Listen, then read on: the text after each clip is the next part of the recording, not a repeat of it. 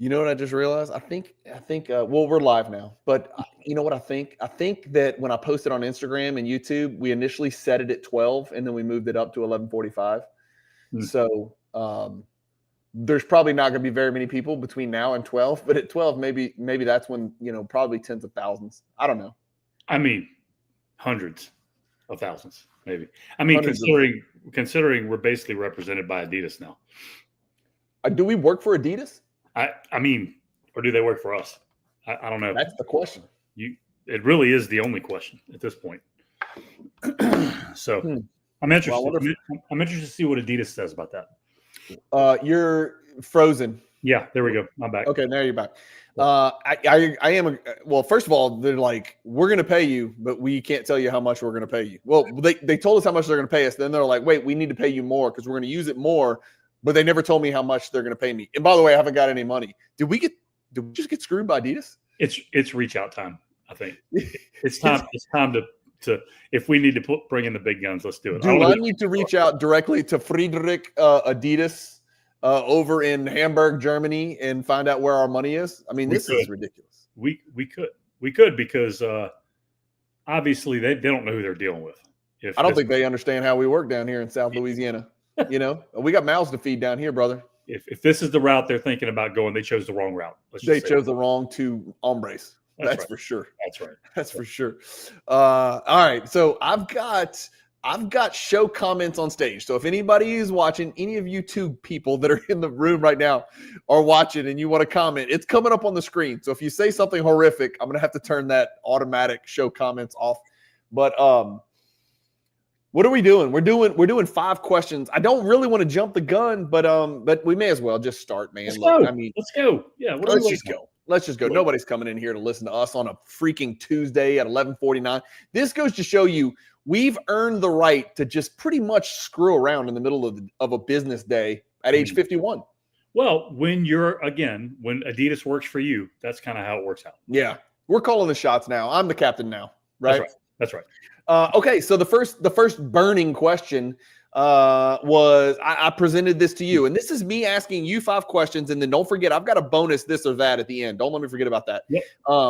This is my question: who's most likely to win MVP this coming NBA season?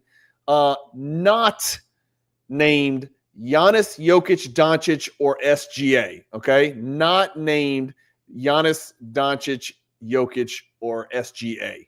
Your choice.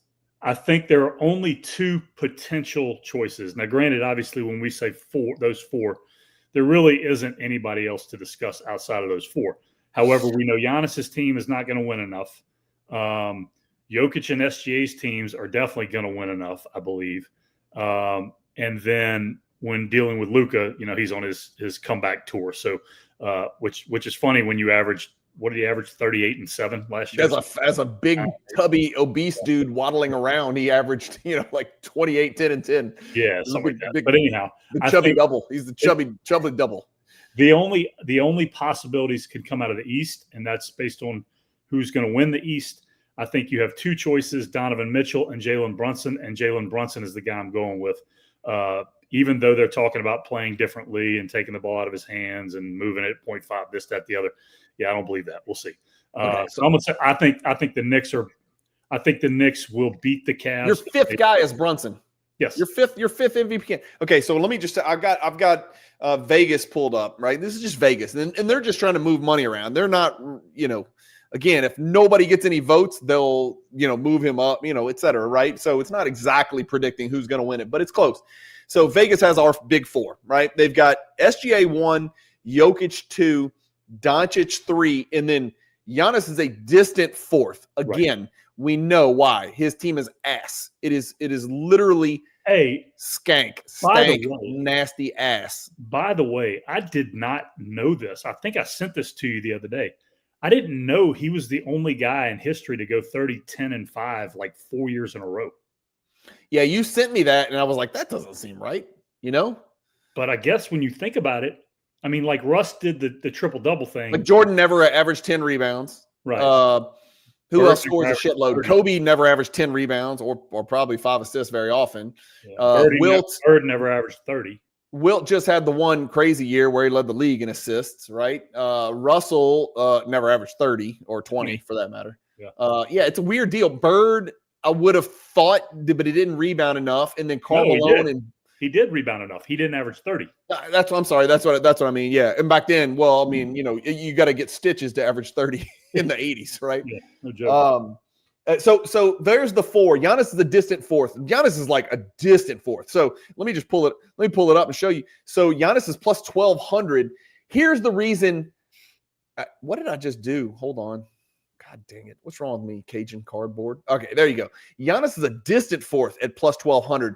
Yep. Here's why I think if I was going to bet on these, I would definitely not bet on SGA as the favorite because it's very tough to win it twice in a row, notwithstanding the fact that Giannis did it and Jokic did it, okay? But we know they don't like to give it. The voters don't like to give it the same guy twice.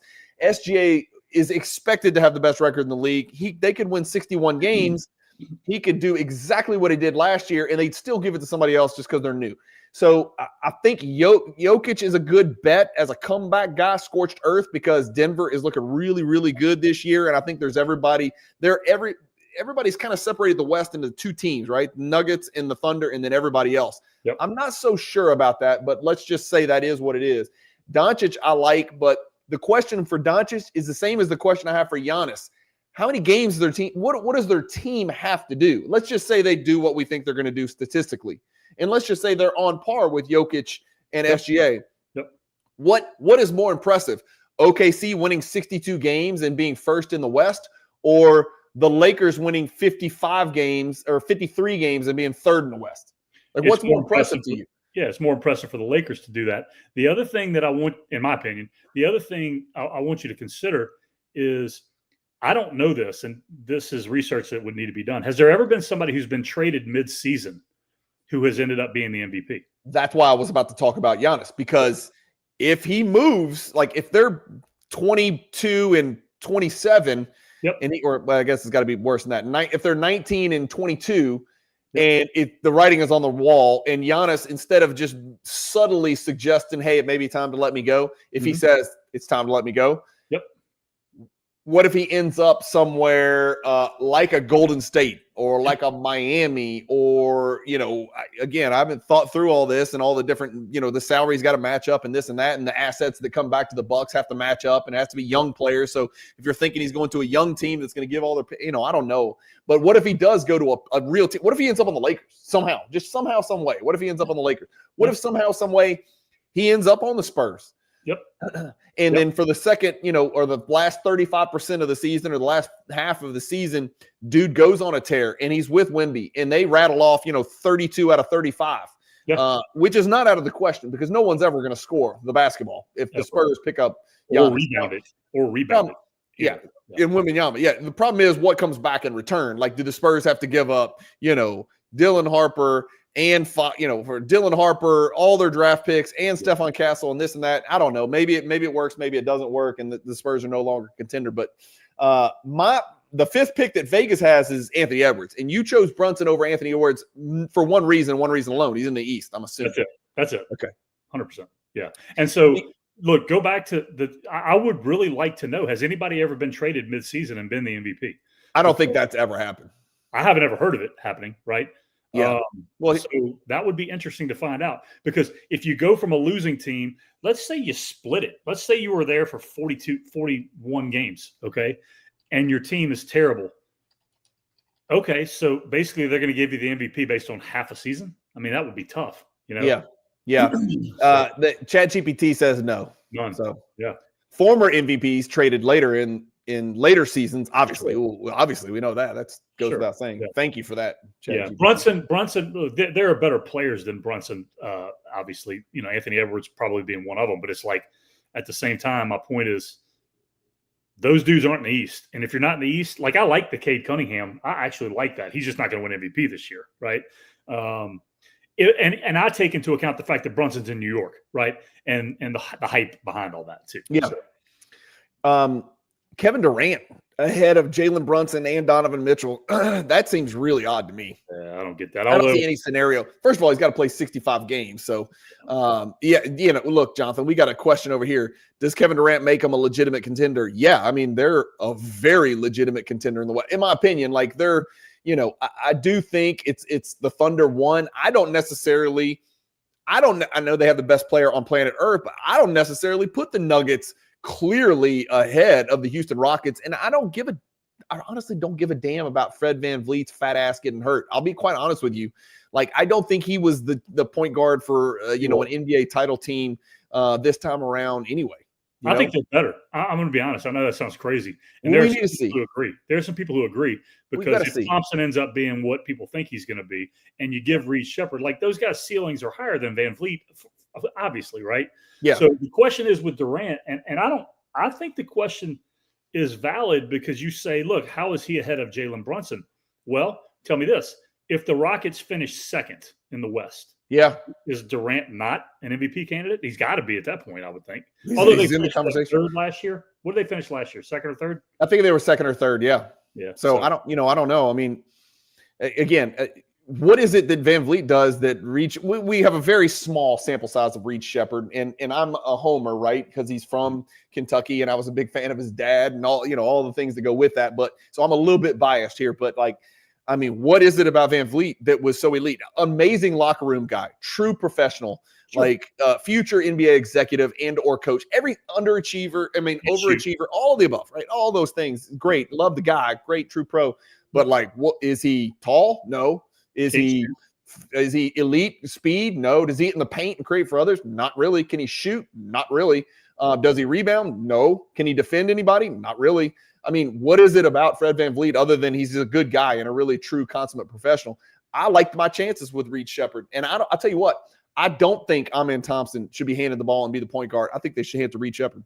I think they should hand it to Reed Shepherd for 20 games. And after 20 games, we're going to know, hey, is Reed Shepherd the dude that should come off the bench and run the second unit and score the shit out of it? Or is Reed Shepherd our point guard that take us to the NBA title? Rookie point guard. I think you're going to end up it's going to be like the old OKC where you got Harden, Westbrook, and Durant, and ultimately Westbrook is the point guard, but Harden's got it in his hands a lot. So I think it's really by committee at that point. I don't think Thompson's the guy who's like, oh, I'm going to be running the show 40 minutes a game. I don't think that's the case. So. I tell you what, Şengün looks real good, dude. Yeah. Şengün looks real good. Speaking of another point guard. Ultimately, from a decision making. Yeah, we've been calling him poor man Jokic for a while. Yeah, he's his own player. He's the real deal, dude. Like, he's an all NBA type center in the NBA. I mean, he's on a very short list. I mean, Jokic is obviously one, but he's on a very short list. If you're trying to come up with the second, third best center in the NBA, you got Wembanyama, you got him. I'm not sure who else is even in the conversation. I think he's a dog. He's a dog. Oh, he's a dog, dude. Yeah, he's a dog. And here's the thing. Like, you watch him play, he slithers his chunky ass back and forth down the court. But then every once in a while, he'll just yam on somebody. He'll just baptize somebody out of nowhere. It's like, what? Why did he just go 1 foot Statue of Liberty on somebody? What is going on with Alperen Şengün? Yeah. Jonathan Schwiggs says, don't laugh. I want you to focus on the don't laugh part. Watch out for my Blazers as a sleeper team this year. Man, now I'm going to tell you what, that's almost as bad as Cam picking Booker. Schwiggs, we're going to let it go. We're going to let it go because I haven't seen you comment before. And you've got Jordan. What does he mean exactly? Is he saying sleeper as in asleep the whole time? Yes. Does he mean watch my team sleep this year? It doesn't help that Scoot's hurt. I'll tell you what, we're going to do an episode later of League Pass teams that are fun to watch. The Blazers are on my League Pass team that are fun to watch. They've got all kinds of shit going on, dude. Yeah. There's so many questions in Portland. Like, it's basically an 82-game tryout is the way I look at it. It's an 82-game tryout to put together a real NBA team. But the one thing I'll say about Schwiggs Blazers, those dudes defend. And those dudes have some length and athleticism. They're fun to watch, man. It's going to be fun to watch. I don't like the fact that I think Scoot's pretty injured, right? He is. And then also, is this Dame's kind of like farewell type thing? Dame ain't playing. Well, he's out all year, isn't he? Yeah, he's out all year. Yeah, he's not playing. He's pulling a Fred VanVleet. Great locker room guy, greatest player in the history of the franchise, probably. Simon says they're not going to play KD enough for him to be MVP. Yeah, well, they're gonna play him enough to be MVP. The question is he gonna play enough games to be MVP? He's got to get 65 in, and I know he's done it here and there, but like to expect him to do 65 is tough. So you've got Brunson as your fifth. I tell you what, I think Anthony Edwards and Cade Cunningham are in similar situations. Mhm. I think it's a situation where they can be, and Anthony Edwards will always be statistically inferior to SGA and Jokic and Giannis and Doncic because he can't do what they do. He is the prototypical. He's more along the Kobe Bryant lines, right? Of put that bitch in the basket.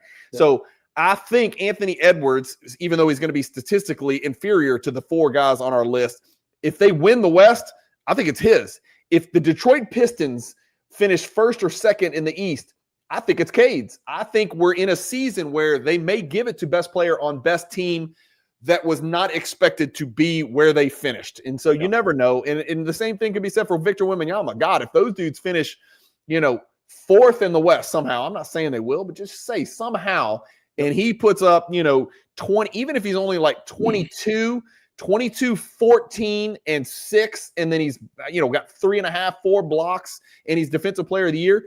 You don't think that he's going to be in the conversation? I think all three of those guys have a chance. I don't think Brunson has a chance. I think the team that wins the East, that's my point. I think the Knicks can win the East. I think they're expected to win or finish second, so I just don't think they can. I don't know. And you've always been a Brunson hater and a Donovan Mitchell lover for no reason. So I get it. It's just I think your issue with Brunson is you struggle tremendously, which I typically do too. So I guess this is going against my normal deal. With guys who don't look like they should be able to play basketball, being able to play basketball. Yeah. And he definitely can. So Baccanacci, I'm just going to call you Baccanacci. I don't know if that's what it is, but Baccanacci's right. Like if Wembanyama does his thing, they've got to finish in the top 4. The thing is the Spurs can't finish 8th and get MVP. It's just not going to happen, right? Yeah. So, but I love Wembanyama as well. So that was our first burning question. You went with Brunson. You're wrong, as always. That's not correct. You did not. Well, we're wrong that it's not going to be one of those 4. So, period. Yeah. Well, you never know. We'll see what happens. Which team's more likely to win 10 games than their Vegas over/under total for the regular season? This is a great question because we can go in a million different directions. Yeah. Can Oklahoma City win 73? I guess would be. No, I don't think so. I don't think so either. I don't think so either. I have two. I have 2 teams, one out of each conference. I'm going to go Minnesota out of the West because 43 is. I looked at another. I guess I looked at the wrong thing because I looked at something that had them at 43. No, they're 50. Yeah, I don't think. Well, I mean, this is just BetGM, so I don't mean you could. I don't think you're going to find 43 anywhere though for Minnesota. I did. I found. I just looked. Did at you it really? Yeah, okay. I really did. Well, if Minnesota's 40, that's 2 games over 500. If you find Minnesota 43, bet the house, dude. Exactly. Bet the house.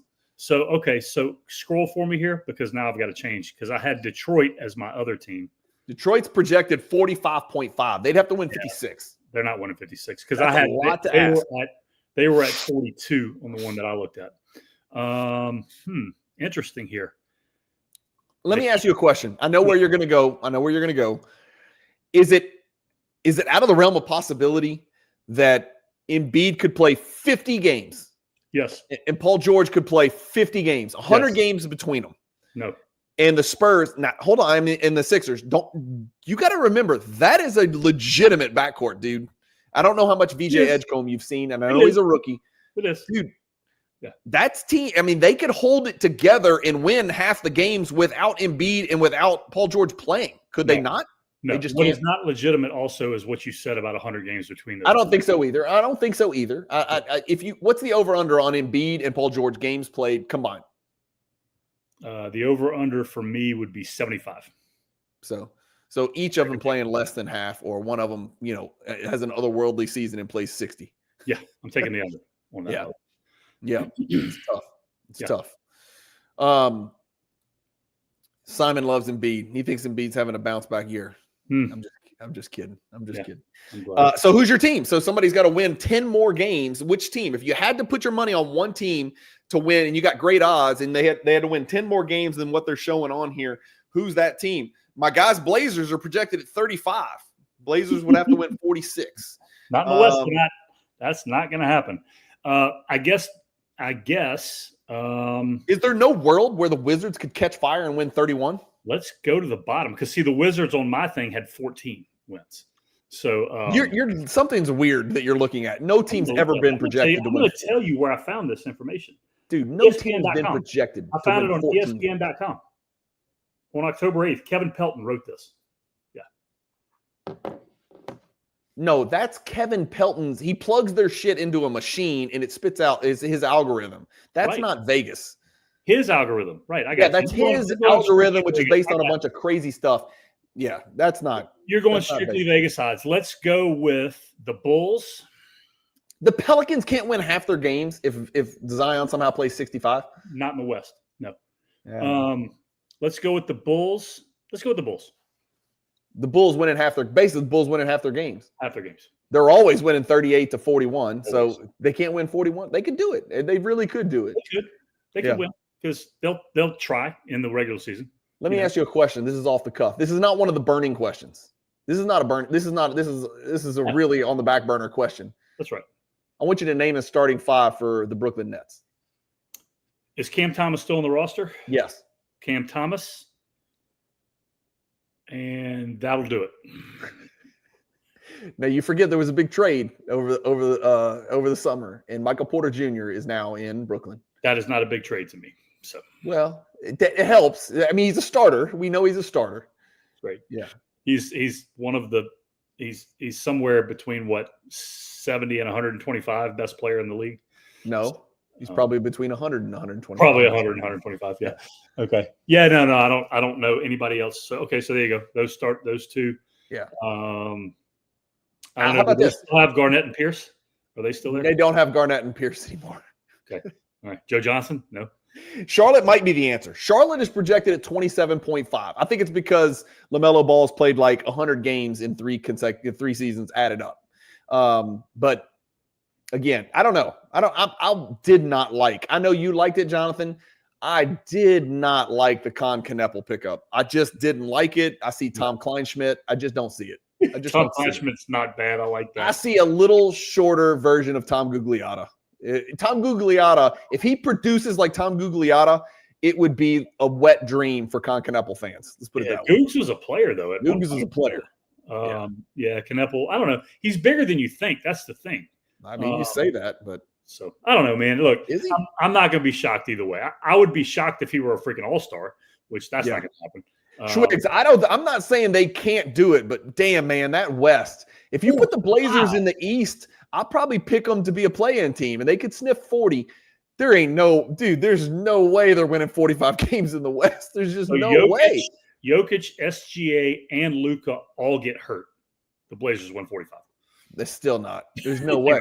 They're not. There's just no way. They don't have anybody to score in the post, and don't say Klingon because he's a rim-running, rebounding, lob-catching guy. They don't have a point guard because Scoot Henderson's hurt, and Drew Holiday's 100 years old, and he was awful last year. Awful. They don't have Dame Lillard. Shadon Sharp would have to go full on Anthony Edwards and average 29 a game, and I don't even know if they're going to start that guy because I don't know what they're doing still. Here's my thing about Schwiggs, and Schwiggs got a great picture right next to him. Right? Yeah. Like he's a Jordan fan. Yeah. So he obviously knows basketball. So what are we doing? I guess what are we doing, Schwiggs? Got to be from Portland. Yeah, what are we doing? Sacco says, please like the stream. Nobody likes the stream. Let me just let you on a little hint here. No one likes when Coach Pixley comes on my channel. They don't. I don't know why. Actually, I do know why. I'm not a likable guy, but that's okay. We can get past that. They could be Nike fans. They may not like Adidas. Now that you're that's right. Yeah. Now that you're an Adidas spokesman. Let's go to question number 3. Question number 3 was Rookie of the Year. You had to choose. Cooper Flagg or the Field. Yeah, I know that's tough. It's really not that tough. I'm going to take Cooper Flagg for sure. With Kyrie being out and with AD soon to be out, I'm sure he'll have the ball in his hands a ton. And if they really are going to let him play point guard, he's going to struggle at times or whatever. But the reason why that dude, and he's going to be talked about all year, is he's going to be one of the rare rookies that actually can have an impact on the defensive end of the floor, and he really is going to be able to, right? And he's making the highest floor guy. His floor is so high. I don't know what his ceiling is. I don't know if he's. I heard Garnett. Somebody talked about Garnett. I'm like, wow. The worst comp ever. Garnett was like 7 feet tall, 143 pounds. Cooper Flagg is like 6'8", 225 right now. It doesn't even make any sense. Garnett never did any of the things with the ball in his hands as a rookie that Cooper Flagg's already done in 2 preseasons. That's a horrible comparison. Have you seen him play in the preseason at all? I've seen him play. Okay, he's using ball screens and making threes occasionally. Like, that is encouraging. Small sample size. Let's relax on the threes. But dude, I'm just saying, like, he didn't even look to do that in college. So just the fact that that's even potentially an option, I think he's gonna be a guy who stuffs the stat sheet. I think his field goal percentage is going to be incredibly low. And I think I don't think it's going to be as low as Ace Bailey or Trey Johnson or Dylan Harper or VJ. I think he'll have a higher field goal percentage than anybody else on this list. Maybe so. I see him at 42, 43%. That's where I see him. So do I. Yeah. Oh, I agree. No, I don't think these other guys are good. Yeah. No doubt. I'm with you on that. Yeah. I also don't think he's a guy he may never be this 25, 26, 27 point a game guy, right? We'll see. But nonetheless, I'm going Cooper Flagg for sure. Jonathan, we're in the presence of a legend. This is the CEO, the CFO, the CVO of 90sauctions.com. He is a Chicago legend. His name is Josh Adams. He is diminutive in stature, but he has a very big brain. Mostly he has a lot of knowledge about hockey, but he is a huge Bulls fan. He wants to know how he almost needed a napkin a couple years ago when Ayo Dosunmu had a little, 10-game stretch where he was relevant. So he has a tendency to overreact about his Chicago Bulls. What do you think the Bulls are going to do? How about this? Can I answer the question for you? The Bulls are going to finish somewhere between 8th and 11th in the East. Fair? They'll be in the play-in, more than likely. And if they win half of their games, which they have a chance to do, then I'm also right on my pick as far as who's going to win 10 more games. Yeah. They're just in a what are they doing kind of direction with Vucevic. Are they rebuilding? Are they not rebuilding? I tell you what, Giddey put up some damn serious numbers last year, by the way. He did. He shot it well, which is what really shocked everybody. Right when he got there, he was like shooting everything. He's shooting from 3 and hitting high percentage, everything. Anyway. Okay, so there's your pick. You got Cooper Flagg against the field. I'm taking the field. Here's why I'm taking the field. Ace Bailey's going to take 20 shots a game. And Cooper Flagg could get hurt. You got to play 65 games to win the award.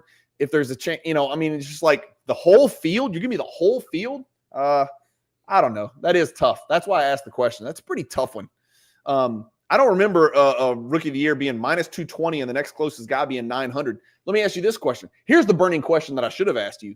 Right this second, you've got to make a decision. You get this player for the next 10 years on your roster. Okay, just assume their salaries are the same. 10 years. Cooper Flagg or Victor Wembanyama? Victor Wembanyama. Agreed. I don't think that's really a tough decision. Why would that be a burning question? I don't know. That's burning. I don't know. I like to use the word burning. Burning makes people. I thought you were going to give me Dylan Harper or Ace Bailey. That's okay. That's not a burning. You never seen either one of those guys play. I'm trying to keep these things pretty run to the. You can get a chance. The Cooper Flagg thing is not a thing yet. Yeah, if it is, so we'll see. Okay, so you're taking Cooper over the field. Everybody. Yes. Okay, yes. All right. You have faith in him staying in one piece too. 65 games is tough as a rookie, but he's got the body to do it. He's gonna be a stud. Yeah. Your top 3 players that you'd pay money to watch play basketball this season. Like if I said. Yep. You can magically transport yourself into the stadium where they're playing on this given night. Who are the 3 guys that you most want to watch in person play basketball? Could be a rookie that you've never seen. It could be anybody. Just pick anybody. So I'm going to be incredibly boring with my first 2 picks. I'm going to say Luka as number 1 because I want to see what skinny Luka looks like. This comeback tour. I'm always going to want to watch Jokic play. Always, 100%. And my 3rd pick, ironically, is going to be Cooper Flagg because I want to see how he looks in person against these guys. So I would say those 3 guys. And to me, I have no interest in watching LeBron play at 41 and not play defense. I have no interest in watching Anthony Edwards play. And he would probably be the next guy. I just don't really care enough to watch that. But I don't know. Those would be my 3 guys. And you know what? I take that back about Ant because there is one guy that I would like to see play. He's not going to crack my 3, but I would like to see SGA play live. I really Yeah, would. I would too. I think Yeah, he's and I've seen him. I mean, I've seen him down in New Orleans. I've seen him. We got to get down to more games. You and me, man. I got those season tickets. They're really good tickets. Yep. It's easy to get in and get out with the traffic. We got a nice little escape route. You know, we need to get down there to see more games. I mean, the Pelicans, you know, they kind of remind me of my friends Bulls. You know, it's like what are they doing? I don't know. All about seeing who they play against. That's the reason I've always gone. So yeah. My number one player would be Victor Wembanyama. Like in person, I would like to see Victor Wembanyama play. I would really like to see Cooper Flagg play. And then, you know, after that, it's probably Mason Plumlee, a close third. Just Steven Adams.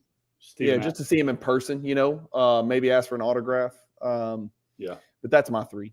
There's another guy that I missed on Wembanyama. I should have said him. He definitely is. He's so unique. He's so different, and it's not just unique amongst the players in the NBA now. It's like historically, I was like, it's crazy. Cade Cunningham's another guy I'd like to see play. Oh yeah, Okay. He's my guy. You know, as far as the next group, the next crop, the next truly elite. And he's already, I mean, you see Vegas already got him 5th in the MVP voting. Damn, dude, that's serious. He vaulted into the All-NBA last year and finally got healthy. He's got some help. Does he have enough help in Detroit to do it, to matter this year? I know they got some dogs, dude. Duren, Beef Stew. You know, I'm just mean like attitude-wise. Ausar Thompson, Cade Cunningham, Jaden Ivey's kind of a nasty little fella too. I mean, those guys are going to slap the floor and get into you. He needs another vet scorer, another guy who's been there a little bit. I got a question for you. Is he better than Anthony Edwards right now? Yes. I agree. He does more to make his teammates better than Anthony Edwards does to make his teammates better. I think if you say who can score the most points in a given game, Anthony Edwards. Who is the best defender when he's dialed in? Anthony Edwards. But if you just ask me, here's what I want. I want the fulcrum. Yep. I want the guy that dictates every single offensive possession, and is in charge of making sure my team gets a good shot every single time. If that's what I'm looking for, I'm going with Cade Cunningham. He's in the Luka Doncic mode. He's in the James Harden mode. He's in the LeBron James mode. He's in that mode of making sure your team gets a good. And as weird as it sounds, he's in the Giannis mode. He's in the Jokic mode because those guys, if they're not taking the shot, they're creating someone else on their team getting an open shot. We started to see a little bit more of that from Anthony Edwards last year, especially later in the season. But I don't think he'll ever keep pace with a Cade Cunningham as far as creating, open looks for his teammates and scoring the ball. But Anthony Edwards would be a superior scorer. Who would you take outside of the 4?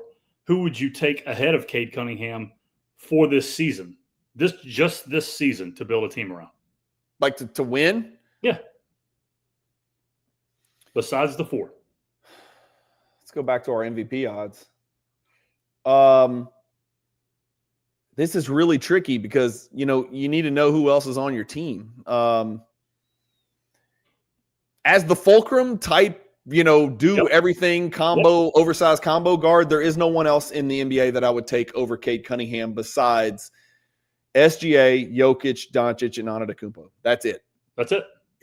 As far as for the next 10 years, I would still take Victor Wembanyama because I think for the next 10 years, you could guarantee you're going to have like a top 3 to 5 defense in the NBA. If you've got him and any reasonable defense, any reasonable perimeter defenders, I think we're about to see something crazy. Yeah, come on in. I think that's what I would do. I think Cade Cunningham is going to have a window of probably 5 to 7 years where he is going to be in the top 3 in MVP voting with Wembanyama, with SGA. I think it's going to be those 3 guys. You think Jokic is? I mean, if you ask me to bet, I'm betting on Jokic this year. No. I'm saying this window is not happening right now. I'm saying on the road when Jokic and those guys are kind of on their way out.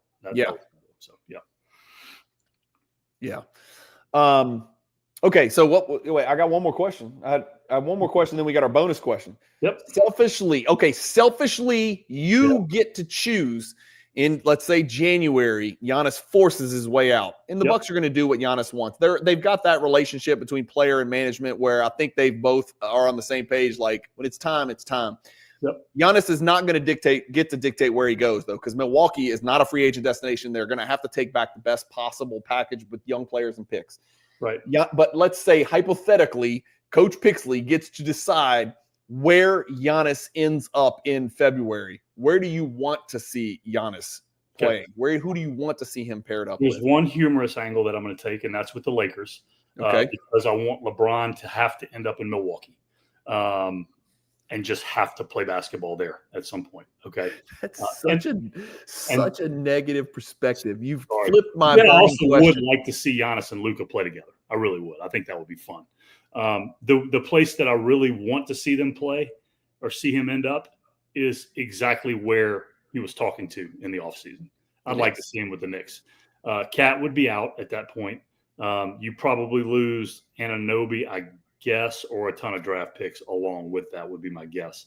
But I would love to see him in New York in that environment. And I'd like to see him be the guy that takes the Knicks back to some sense of not just relevance, but championship relevance, I would like to see him in San Antonio. I know. I would like to see him in San Antonio with all those athletes around him. Now, here's the question. It's like, what would San Antonio have to give back, obviously, to get Giannis? And so it might not be the same San Antonio. But, like, if somehow San Antonio could get away with Dylan Harper, Keldon Johnson, Devin Vassell, and then a crap load of draft picks, I don't know if that gets it done. And of course, you got to make salaries match up. So we got to figure something out, right? I'm not the salary cap guy. But if you could figure something out and keep Fox or Harper and Castle and Wembanyama, and then you put Giannis in there, instant must-watch TV. They would immediately become my number one team that I want to watch the most on League Pass. For sure. The other spot that would be interesting. What about Golden State? That was the other spot. Is so first of all, so if you want the negative angle, so that Draymond would have to end up in Milwaukee, and then just because, and then the second of all, he helps Steph kind of finish his ride out and then hand it over. Dude, you want to talk about having two dogs play together with him and Jimmy Butler? Yeah. Oh my God. Yeah. Oh yes. Oh yes. Strap them on, baby. Yes. And you talk about Steph getting some clean looks again. Oh my God. Good. Yeah. So that would be nuts. Let us know. I know we're going live here, but let us know in the comments where. Okay, if you had to bet right now, I gave you $1,000. Yes or no? Is he a buck when this season ends? No, I don't think so either. Yeah, Jonathan. The only way is if there's somehow top 4 in the East come trade deadline, All-Star break type. I just don't see it, dude. How would they be that? How could they possibly be? Let me ask you a question. Okay, we're going to play a game where you can go on to the 30 NBA teams and you just take their best player off the team. Yep. Everything else stays the same, but you take the best player off the team. Are the Bucks not the worst team in the NBA if you do that?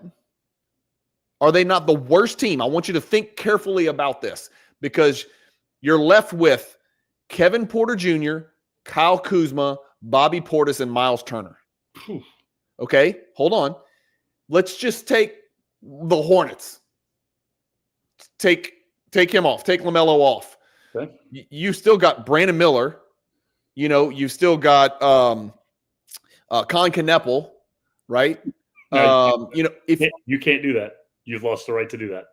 Why? Why can't I do that? You can't do that because you're not a Kneppel fan. I'm not a Kneppel fan, but I'm a Kneppel fan over what I know Kyle Kuzma is and what I know Bobby Portis is no longer. And Miles Turner, I don't know what. I just don't understand. I don't get that. It. He disappeared he was absolutely worthless in the playoffs for them. And they won despite him, not because of him. Correct. I don't know. That's tough. There's other teams, the Wizards, the Jazz. Talent on the Jazz. Who's the best player on the Wizards? Alexander Sarr or Poole got traded for. Let's pull this up. So man, that's the worst team. You don't even know who their best player is. Well, the Brooklyn Nets are bad. There's another one. All right, I'm going to pull up depth charts because I think this is important. Members, depth charts. The Brooklyn Nets, by the way, starting lineup is Yegor Dimin, Cam Thomas, Terrence Mann, Michael Porter Jr., and Nicholas Claxton. Okay, but we wanted to look at the Hornets. The Hornets have got LaMelo. Let's take LaMelo off. Yep. Dude, you got Miles Bridges, Brandon Miller, Con Kneppel, Colin Sexton, Spencer Dinwiddie. Dude, they're way better than the Bucks. Way better. Way better than the Bucks. The Bulls, yes. The Cavs, yes. The Mavericks, yes. The Nuggets, all these teams are way better than the Bucks if you take off Giannis. Yep. For sure. What were we looking for? Oh, we're looking for Washington. CJ McCollum. Is CJ McCollum better than any other player on the Bucks? Yes, even though you're a hater. I am a hater, but he's what and what with Miles Turner. Chris Middleton, we don't know what's left of him. Bilal Coulibaly is a better prospect than any player on the Bucks. Keyshawn George is a better prospect than anybody on the Bucks. That prospect. Alexander Sarr might already be better than anybody else on the Bucks. Okay, so the Wizards are the worst team if you took McCollum off. Cam Whitmore is also on that team, who would be the third best player on the Bucks. Okay, they're the worst team. The Bucks would definitely be the second worst team. Yes, so it's arguable for sure. It is arguable. Yeah. That's tough. That is tough, man. So that leads back to what we're talking about. How in the world are they going to finish fourth? Yeah. Okay. So my next question is this, and for throw MVP odds out, right? Let's just this is it. This is the last question. It's a take it or leave it. Is this your bonus? This is my bonus question. Okay. It's a this or that question. Okay. You've got to choose. Forget about the teams that they're on. You got to choose the player, Cade Cunningham or Paolo Banchero for the next 5 years. Cade Cunningham. Not close. No hesitation. Not even close. Yeah. Check this out. That's their season last year. And again, Paolo Banchero missed a good bit. He was killing it, but he missed a good bit because he had that abdominal strain, I think. He and Wagner both got the same abdominal injury or something. Yeah. I mean, dude, Cade Cunningham scored more, rebounded 1.5 less, but look at everything else and look at the efficiency. It's not even remotely close. Yep. Cade was 47, 35, 85 last year. It's not out of the question that he goes somewhere near 50, 40, 90. It's not out of the question. What's Paolo Banchero's ceiling from a standpoint of he will at best be in the top at some point in his career in the league? Is it? Well, 10? Let me ask you this question. Is he in the top 10 players right now? No. He's close. He's closer than you think. No, he's not. He's closer than you think. No, because you're gonna try to argue that he's better than Steph or Durant or those guys. He's not. Was he better than Donovan Mitchell? Maybe. Is he better than Brunson? No. You would not take him over Brunson right now. Well, you might, but nobody else on the planet would. Well, for the next 5 years, I would. Oh, okay. You're saying for the next 5 years. Yeah. Snapshot right now. Let's safely say Paolo Banchero is one of the 20 best players in the NBA. Okay. Can we or no? Is that we can probably say that. You can probably say that. Yeah. That's what I'm asking is at what point in his career, though? Like, what's the peak? Is he a top 5 guy in the league at some point? I don't think there's any way in hell he could be a top 5 guy. Okay. Dude, his career coincides with Cade Cunningham, right. Victor Wembanyama, right? Who we don't know where, but we assume Cooper Flagg's pretty freaking good at some point. Yeah, I don't think there's any way that he could be a top 5. Okay. I mean, Giannis is going nowhere. Luka Doncic is still, 26, 27? Yep. I don't know, something like that. He's SGA is 25, 26, 27. Right. I mean, there's no way. Anthony Edwards, he's never going to be – I don't see any scenario where he gets better than those guys. I don't think he can shoot well enough. I think he is – we're looking at a little bit – and he's athletic, but we're looking at a little bit less athletic Blake Griffin at best. Oh, that's not bad. That's a pretty good call, actually. Yeah, that was kind of my can handle it more than Blake did, but certainly handles it more than Blake. And Blake ended up being a much better playmaker later in his career. In Paolo Banchero, we're seeing little flashes of stuff. But here's the funny thing: if you've got, let's just take their current rosters. Let's just take the Magic's roster and the Pistons roster. We would agree the Magic's roster is better. Yes. If you took those players and switched them, just Cade and Banchero, and you just switch those two players. I think that the Orlando Magic are like a consensus top 3 in the East. Oh, I think they're coming out. Well, we may think they're coming out, but I think Vegas would say they're a consensus top 3 in the East. Sure. Right? Yeah, I'll give you that. I would definitely say that team would beat the Knicks or the Cavs next year, in my opinion. Yeah. Yeah. Well, with Wagner healthy, how long is he out for? Yeah. Who, Wagner? I don't think he's out. He got Why is he ACL. out? ACL. Yeah. Wagner? I heard that the other day. I didn't know it either. That tore his What? ACL. Wait. What?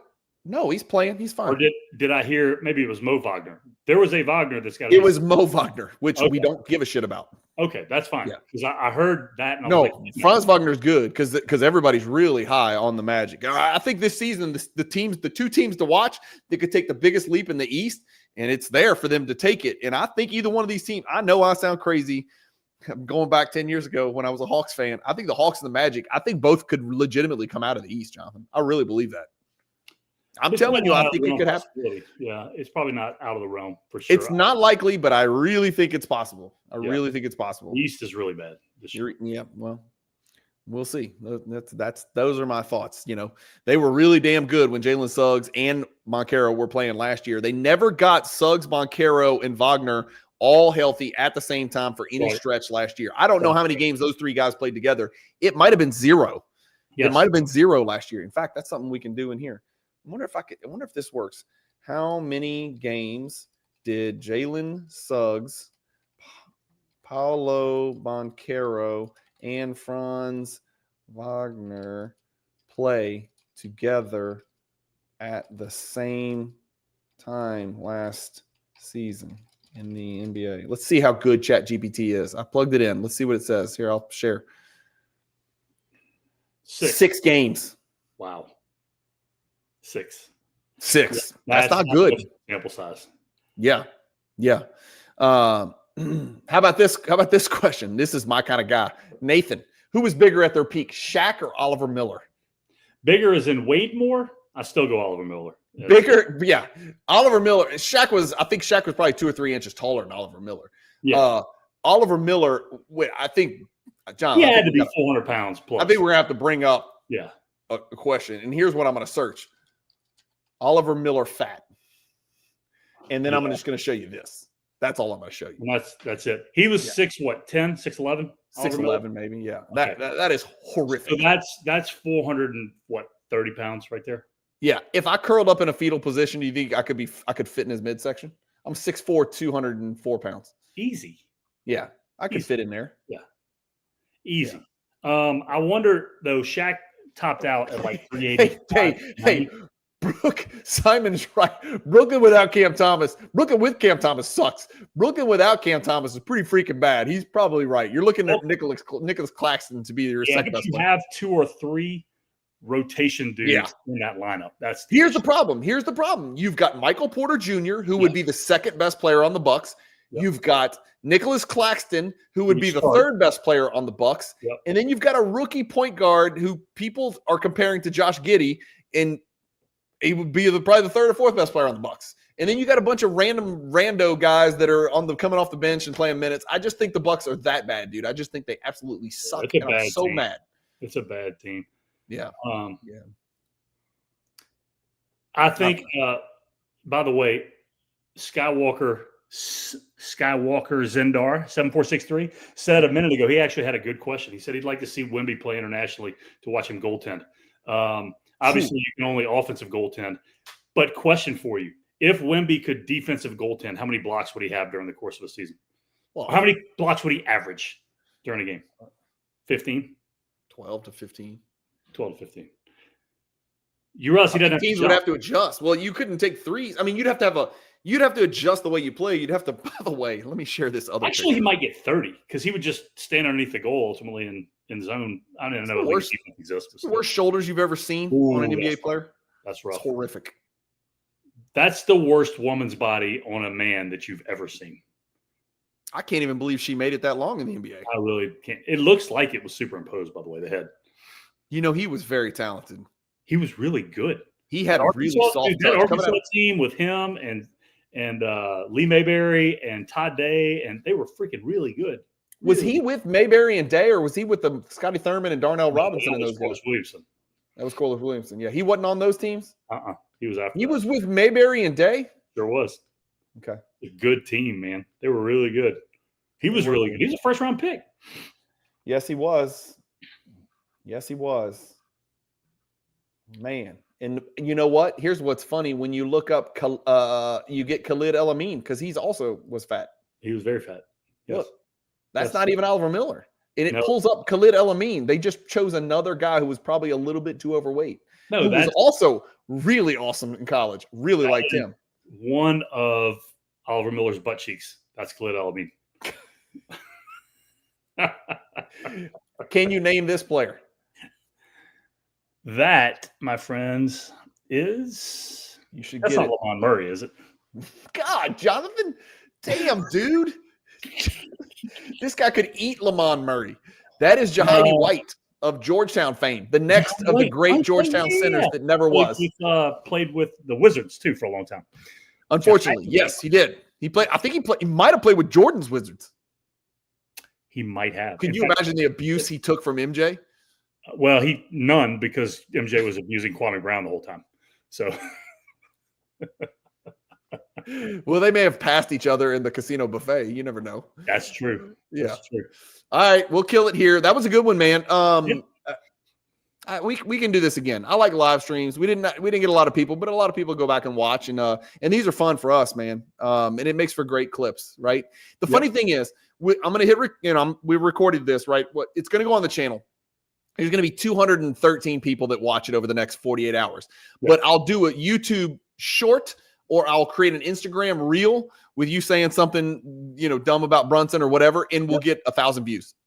Right, just like that. And we got to at some point talk timeless hoops. Now's not the time, but we have to talk what? Timeless hoops. Oh, we got to talk timeless. This is not it. We want a bigger audience for that. Yeah, we want a bigger audience for that. Just go ahead and tell us a little bit about timeless hoops now. Tell us. I think a lot of people just think you're just some dumb guy who doesn't watch enough NBA, but you are a basketball lifer. You actually you've got a lot of X's and O's in your brain and stuff that I take for granted. But why don't you kind of just tell people your background, generally speaking, and talk about timeless hoops and what it is and what you're trying to accomplish with it? So timeless hoops. I've been a basketball coach and trainer for 25 plus years. Why don't you start with you could actually play the game? Yeah, back in the day, I could play a little bit, and I did. I was an all-conference guy at the Division I level at Samford University, and had aspirations to go and play at the next level, and had a horrific second ACL injury in the NBA Summer League, actually back out when it was in Long Beach. But I had worked out with the Spurs in LA, and look, a lot of people have this story that I'm telling you right now. Yeah, they do. So, but I had it, and so. Prided myself on being a great shooter. And that was probably where my area of expertise with training would come into. That's what people would have known me for. But have spent a long time now training everything from middle school age kids up to high school kids. And recently I've transitioned to where I'm pretty much training only college and pro guys in their off seasons. But recently developed an online business called Timeless Hoops, which is teaching skills that actually matter in a game that you can actually translate into a game. It's not the sexy drills that you see some of these trainers do that you literally will get pulled out by any good coach if you tried it in a game, but really mastering the super specifics of how to shoot the ball, how to handle it, and then even adding in the idea of some plyometric training and some body weight strength training for younger guys, just because it's something that's often left out. We can't all be like Kevin Durant and never lift weights and be a Hall of Famer, right? Everybody else needs a little strength training. So Timeless Hoops. It's our website is timeless-hoops.com. So go check it out. And I know we'll be talking a little bit more about it in the future. Yeah, we will talk about it in the future. And just let me buffer that with, I had the pleasure of, and man, I miss it. Assistant coach. There's not many people that I could sit on a bench with an assistant coach, because I'll be quite honest with you. I think I know a lot more about basketball than most people I come in contact with. And I know that's going to sound arrogant. I'm just being honest. True. You did things, made adjustments, saw things in live action games that we coached at a pretty damn high level. We've coached NBA pros, tons of Division I college kids. You're one of the few people that I could sit on the bench with, watch, listen, and take a second seat next to comfortably and feel that's where I belonged. And so, from an in-game management standpoint, I'll tell anybody that listens, you were the best I ever saw with in-game adjustments, set plays, out of timeouts, exploiting other teams' weaknesses, things like that, things that I just didn't see it, when you were playing chess, when the rest of the coaches were playing checkers. But your training methods and your training models, I think, yes, shooting the basketball, your name is the first name that comes up in the state of Louisiana. Really, I can think of two names, you and then he who shall not be named, Eddie P, right? We'll say that. So you two guys are the two guys that anybody down here in Louisiana and really in the South think about. And you've had contact with NBA franchises as well about helping out, and you've gone and helped out some NBA guys. You've talked to NBA agents, and we've got some kids that are playing in the league now that the people who watch the channel know. But you're more than just teaching someone the fundamentals and mechanics of shooting a basketball. None of that shit matters if you can't get open, brother. It doesn't matter. And I don't just mean creating off the dribble into step back threes. I mean understanding how to use screens, understanding how to flare, understanding how to curl, the nuances of those things. It's not just curl that direction. It's here's where your weight needs to be. Here's what your foot step sequence needs to be. You're taking an extra step here where you simply cannot do it or you will not be open. It's the subtle stuff like that. And I hope that people get, everything that I got to see you do for about a decade and a half, probably. I hope people get to see that in the online version as well. All of that stuff is in there. All of it's in there. So talk to me about price and membership and stuff like that. Who's your audience? Is your audience rich dads with kids that are middle schoolers? Is it high school kids? Is it high school kids' parents? Is it college guys? Is it overseas pros? Who's the target audience for the business Timeless Hoops? I think everybody can benefit from it from a standpoint of whatever level. But, if I were just focusing on pros, I would have far more elite videos than I do. So the target audience would be ages 10 to 18, probably. Yeah. Because a 10-year-old could do most of the things that are in the business. And so it's a subscription model. We charge $15.95 a month. That's it. We are not interested. We're not trying to be Mercedes. We want to be Walmart. We want to serve as many people as possible that are interested in Chris Paul. I don't know about Chris Paul. Chris Paul quite a bit. So hold on. Let's stop right there. Do you remember when we coached in the EYBL and we played against CP3's team? Fastest team I've ever seen in my life. Fastest. It was literally. I've never felt so helpless. I felt like we were coaching a team full of Oprah Winfrey's. Like literally, Theo Pinson was their guy. Yes. And my God in heaven, dude, I felt like if we got it past half court, just bringing the ball up, it was like getting a first down in an NFL football game. It was unbelievable how athletic and fast, and they didn't have any bigs. They had no bigs. None. They were. Everybody was 6'2" to 6'7" at the whole team. And it felt like when they inbounded the ball, it felt like they were inbounding it at the free throw line. They got it so quickly, like fast on offense, and it felt like they had 8 players on defense. That was a very, very humbling experience, and I believe it was one of our very first EYBL weekends when it was just the shock factor was it was really overwhelming. Yeah, wasn't fun, but well, I appreciate you saying everything you said. We're looking forward to it. We'll see what happens with it, but. It's out there. It's readily available now. Good. And your brand manager, your guy who's helping you put together Timeless Hoops is my guy, Evan, who is helping me create Cage of Cardboard, brand 2.0 and doing all the things that I'm doing that I'm so excited about with the website and the newsletter and stuff like that. So I think you're off to the races. I think it's going to be good. And some of you guys in the comments, you probably need to work on your jumper. So it's worth looking at for $16. Go impress your wife or your girlfriend and maybe talk a little noise, at the local park. So it's worth looking at. Timeless-hoops.com. Yep. You got it. All right, let's kill it, guys. 58 minutes. It's pretty good for us to get in under an hour, man. It's not bad. It's not bad. No I do have to go back to work, which is, it sucks. But it's unfortunate. Yeah, it's one of those things, got to feed all these kids. Thank you guys as always for watching. We're going to try to do more of these live streams, Jonathan. These are fun, man. And if we do it, if we could ever, get together at like 5:30 or 6 p.m. Central Time when people are actually off work, we'll get more than 10, 20, 40 people in here. We'll get a ton of people in here. We've done it before, and it's a lot more fun the more people you have because they have some crazy off-the-wall stuff. Yeah, it's really fun. Yeah. All right. Thank you guys for watching. Keep collecting. Stay positive in the hobby, and peace.